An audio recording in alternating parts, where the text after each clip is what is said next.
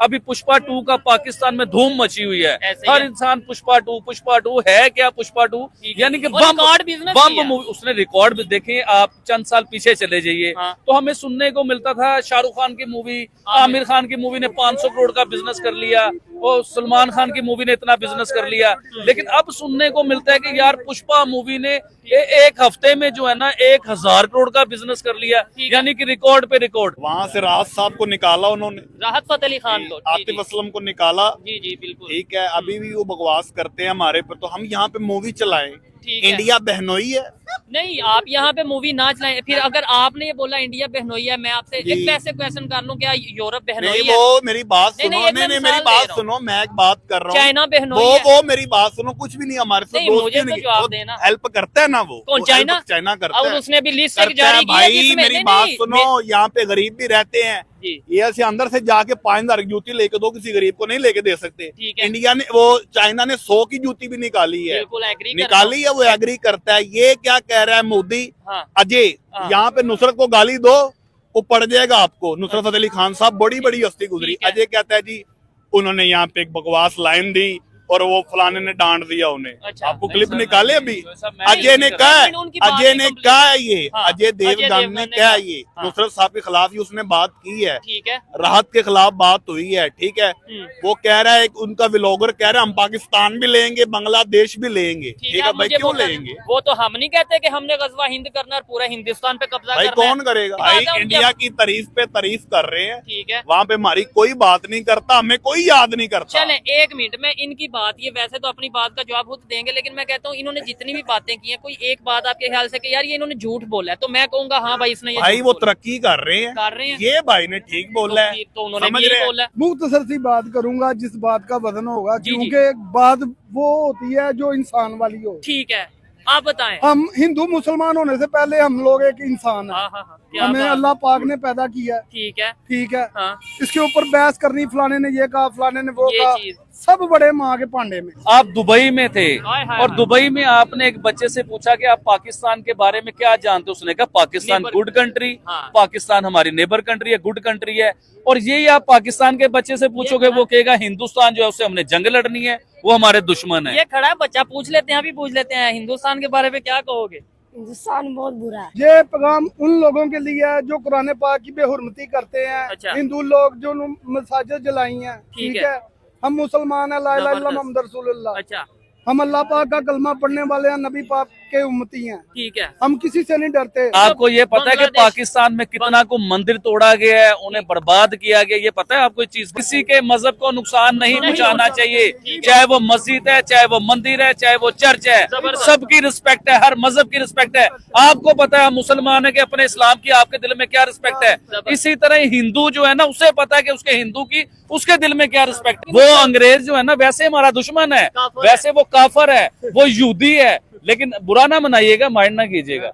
लेकिन हम उनके कपड़े भी पहनना पसंद करते हैं, उनकी उतरी हुई चीजों को भी लाइक करते हैं, उनके उतरे हुए जूते भी पहनते हैं। वैसे हम कहेंगे इसके साथ बैठ के खाना भी नहीं खाना हराम। कोई भी चीज हो वो प्रोडक्ट दूसरी कंट्री के लोग आपसे खरीदते हैं, इंटरेस्टेड होते हैं, पैसा आता है आपके मुल्क में, आपकी फौज भी मजबूत होती है, कुछ चीज को लेके इमेज ये होता है कि भाई इससे हम इंडिया इकोनॉमी में डिफेंस में स्ट्रॉन्ग है। जैसे टैंक हो गया, तो अब किसी मुल्क में वो टैंक यूज हो रहा होगा तो उसके ऊपर क्या लिखा होगा? Made in India. अगर पाकिस्तान से गया होगा तो मेड इन पाकिस्तान, चाइना से गया होगा मेड इन चाइना। तो हिंदुस्तान की वर्थ क्या बनते हुए नजर आ रही है, ये चीज देखें कि उसने अपनी हिस्ट्री का खुद ही रिकॉर्ड तोड़ दिया, इतना असला एक्सपोर्ट किया है। अब आते हैं मेन चीज के ऊपर। देखें इस टाइम हिंदुस्तान जिस चीज के ऊपर वर्क कर रहा है वो आपको आइडिया भी नहीं है चोई साहब। इस टाइम हिंदुस्तान हाइपरसोनिक मिसाइल के ऊपर वर्क कर रहा है। देखें उस चीज को लेके मैं आपको बताता हूँ।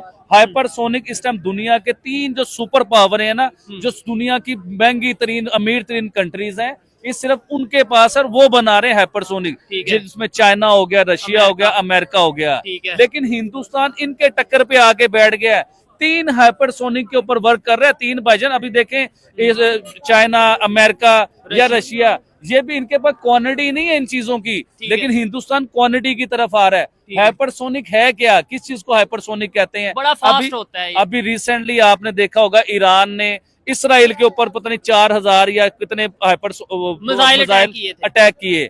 वो आपने देखा कि उन्होंने रास्ते में उन्हें फ्यूज कर दिया, उन्हें बिल्कुल खत्म कर दिया रास्ते के बीच में ही, उन्हें रोक लिया। लेकिन हाइपरसोनिक वो होता है कि भाईजान जो किसी भी रेडार के बीच में हाइपरसोनिक नहीं आता, उसने अपनी जगह पे प्रॉपर अटैक करके ही बाज आना है। अब हाइपरसोनिक बनाने से हिंदुस्तान को क्या फायदा या दूसरी कंट्रीज को क्या नुकसान है? किसी को कोई नुकसान नहीं है, लेकिन नुकसान उन्हें जिनके पास नहीं है हाइपरसोनिक। जिस तरह पाकिस्तान के पास हाइपरसोनिक नहीं है, बांग्लादेश के पास हाइपरसोनिक नहीं है, और अगर आप चाइना की बात करते हैं कि चाइना के पास हाइपरसोनिक है, उन्हें तो कोई टेंशन नहीं। भाईजान टेंशन क्यों ना हो, टेंशन है उन्हें।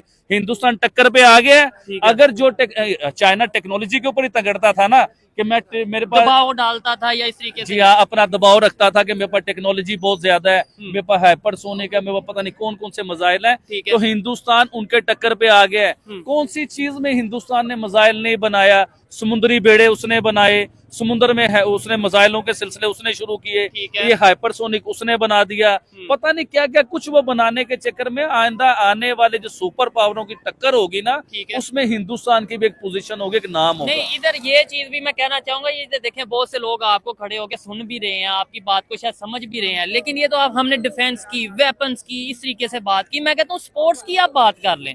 स्पोर्ट्स में भी है क्या पाकिस्तान और हम बात करें उस तरीके से आगे जा रहे हैं जिस तरीके से इंडिया, जिस तरीके से दूसरे कंट्रीज जा रहे हैं? आपको नहीं लगता कि अगर स्पोर्ट्स में कोई कंट्री आगे जा रहा हो, चाहे वो चेस का हो, चाहे वो क्रिकेट हो, चाहे हॉकी हो, इसका मतलब है ओवरऑल भी वो कंट्री डेवलप। साहब अभी रिसेंटली मैं एक नई खबर देख रहा था, उसके ऊपर बताता हूँ। हिंदुस्तान शतरंज गेम का तो आपको पता होगा, शतरंज के बीच में इस टाइम अमेरिका जो है ना, दुनिया में सबसे ज्यादा जो मेडल जीते हैं वो शतरंज में अमेरिका जीतता है, लेकिन उसके बाद हिंदुस्तान ने मेडल सबसे ज्यादा जीते हुए हैं। कई मेडल वो शतरंज में जीत चुका हुआ है, कप जीत चुका हुआ है, उसकी ट्रॉफी हिंदुस्तान जीत चुका हुआ है। लेकिन इस बार जो हिंदुस्तान ने रिकॉर्ड बनाया ना, वो एक डिफरेंट किस्म का रिकॉर्ड बना दिया है। देखें, शतरंज के बीच में हिंदुस्तान नंबर 1 आया, उसने शतरंज में जीत गया, ये आम बात होगी। हिंदुस्तान कई बार जीत चुका हुआ है, 6 बार हिंदुस्तान जीत चुका हुआ है।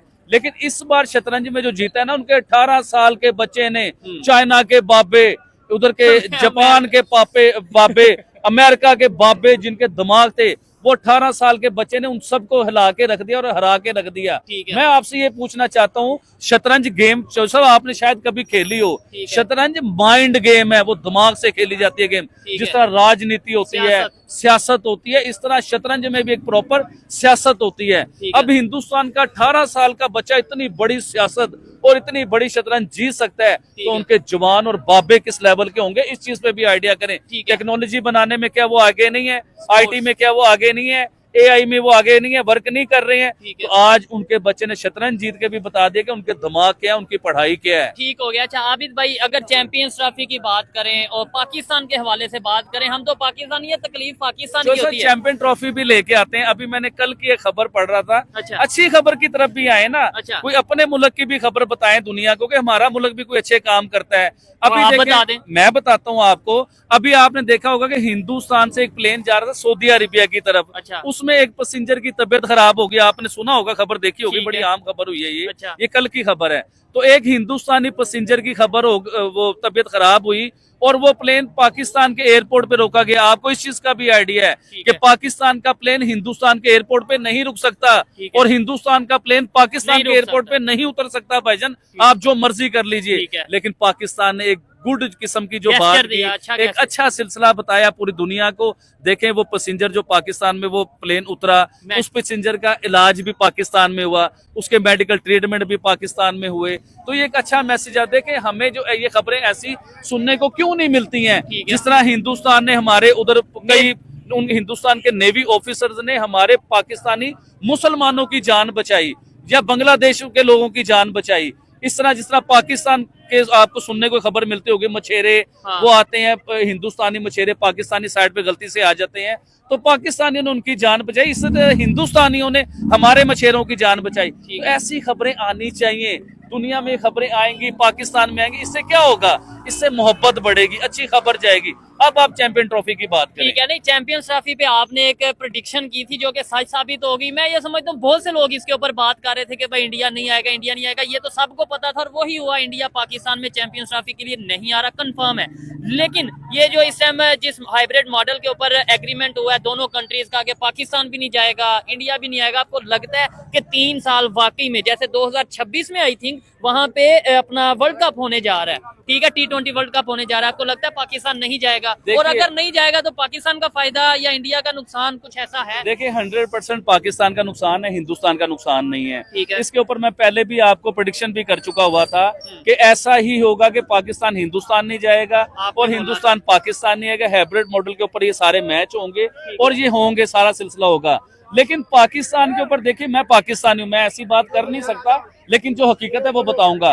पाकिस्तान के ऊपर अभी भी आप इस चीज को लेके भरोसा नहीं कर सकते, या पाकिस्तानी अवाम ये भरोसा नहीं कर सकती कि पाकिस्तानी इतने गैरतमंद है कि इनके एग्रीमेंट हो चुके हुए हैं और पाकिस्तान हिंदुस्तान जाके क्रिकेट नहीं खेलेगा।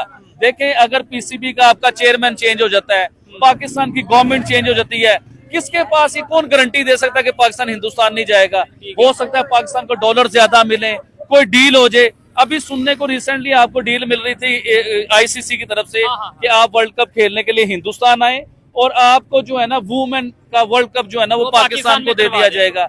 मुझे ये बताएं, वुमेन वर्ल्ड कप की कोई वैल्यू है? इसे लॉलीपॉप कहते हैं, लॉलीपॉप दिया जा रहा है पाकिस्तान को। ठीक है। और पाकिस्तान इतना आपको नहीं लगता कि चले अगर वुमेन वर्ल्ड कप भी हो जाए पाकिस्तान में होगा कुछ ना कुछ, चलो दुनिया को ये तो मैसेज आएगा कि यहाँ पे चले, ठीक है। उसकी ब्रॉडकास्टिंग इस लेवल की नहीं होती जो पाकिस्तान इंडिया के मेंस मैच की होती है। वुमेन की वो ब्रॉडकास्टिंग नहीं होती, वो एड नहीं होते, वो पैसा नहीं आता, वो रिस्पांस नहीं मिलता उस लेवल का। ठीक है, वुमेन क्रिकेट देखी जाती है लेकिन उस लेवल पे नहीं देखी जाती जिस तरह विराट कोहली खेल रहे हो, जैसे बाबर आजम खेल रहे हो, इस तरह दुनिया की बड़ी टीमों के प्लेयर खेल रहे हो, इस तरह के सिलसिले नहीं होते। तो देखें, हाइब्रिड जो है ना ये बिल्कुल भी अच्छी चीज नहीं है। मैं एज ए पाकिस्तानी मैं अपने दिल से ये बात करना चाहूंगा कि हिंदुस्तानी क्रिकेट टीम को हम पाकिस्तान में देखना चाहते हैं और 100% देखना चाहते हैं, और पाकिस्तानी क्रिकेट टीम को हम हिंदुस्तान में देखना चाहते हैं। और भाई इतनी नफरतें क्या होगी? ये एक ही जमीन थी, एक ही लोग थे, ये बीच में एक लाइन खिंच गई। सियासतदानों ने हमारे दिलों में ऐसी नफरतें डाल दी कि स्पोर्ट्स के ऊपर भी नफरतें होंगी यार। लेकिन आपने बोला ना एक ही जमीन थी, एक ही लोग थे। अब तो ना जमीन एक रही है क्योंकि बॉर्डर आ गया, और ना ही लोग एक रहे हैं क्योंकि सोच में फर्क आ गया। उनकी एजुकेशन हमारी एजुकेशन में, उनके सोचने के हम उन्हें क्या सोचते हैं, वो हमें क्या सोचते हैं, हम उनके साथ कैसे वो हमें क्या सोचते हैं वो तो मुझे बड़ा आइडिया हो चुका हुआ है। आप दुबई में थे और दुबई में आपने एक बच्चे से पूछा कि आप पाकिस्तान के बारे में क्या जानते हो? उसने कहा पाकिस्तान गुड कंट्री, पाकिस्तान हमारी नेबर कंट्री है, गुड कंट्री है। और यही आप पाकिस्तान के बच्चे से पूछोगे, वो कहेगा हिंदुस्तान जो है उससे हमने जंग लड़नी है, वो हमारे दुश्मन है। ये खड़ा है बच्चा, पूछ लेते हैं, अभी पूछ लेते हैं, हिंदुस्तान के बारे में क्या कहोगे? हिंदुस्तान बहुत बुरा है, ये बहुत बुरा है। अब देखे ना, आपको क्या बुरा किया आपके साथ, आपके साथ क्या बुरा किया? बुरे हैं, हाँ बुरे हैं वो। कैसे, मतलब किस वजह से बुरे हैं? मुझे बताएं ताकि दुनिया को पता चले, हाँ भाई इतने बुरे हैं। बताएं जरा कैसे बुरे हैं, कैसे वो लोग बुरे हैं? बुरे नहीं यार, बस इतना पता बुरे हैं। देखिए एक्चुअली बच्चों के ज़हन में जो बिठा दिया गया होता है स्कूल में या माँ बाप ने या मदरसे में या कहीं भी कि हिंदुस्तान। जय हिंद, नमस्कार दोस्तों। तो भारत की पुष्पा 2 मूवी ने पूरे दुनिया में इतिहास रच दिया है और एक हफ्ते के अंदर 1000 करोड़ रुपए कमा लिया है, जिसको देख करके बाद में पाकिस्तानी आवाम और पाकिस्तानी मीडिया बहुत चक्की हो गई है। उनको विश्वास नहीं हो रहा है कि पूरा दुनिया में इतने पैसे भी होते हैं। क्या अगर ये पैसे एजेंट करते तो हमारे पाकिस्तान में क्या नहीं है? अगर पुष्पा 2 ने कमाए हैं, अल्लू अर्जुन ने कमाए, तो कुछ पैसे हमें भीख में मिल जाए, कुछ पैसे हमें दान में मिल जाए। और जैसे कि पाकिस्तानी में सिनेमा की कंडीशन बहुत ज़्यादा ख़राब है, बेकार है, वहाँ पे सिनेमा घर ही नहीं रह जाएंगे। लेकिन यहाँ पे भारत की फ़िल्में एक हफ़्ते में 1000 करोड़ का बिजनेस कर ले रही हैं। तो उनको विश्वास ही नहीं हो रहा है, वो लोग हैरान हैं, परेशान हैं। लेकिन वही है, अब पाकिस्तान के लोगों को भीख मांगने में फुर्सत मिलेगी तब ना वो अच्छी मूवी बनाएंगे। अब पुष्पा 2 मूवी बनाने के लिए भी आपको कम से कम 300-400 करोड़ का खर्चा आएगा। आपके पास 30 करोड़ नहीं है तो आप 300-400 करोड़ की मूवी कहाँ से बनाओगे? तो इन्हीं भिखारियों का रिएक्शन हमने देखा। अगर वीडियो अच्छी लगी हो तो प्लीज़ वीडियो को लाइक कीजिएगा, सब्सक्राइब कीजिएगा हमारे चैनल को। मिलते हैं तब तक के लिए अगले वीडियो में, तब तक के लिए जय हिंद।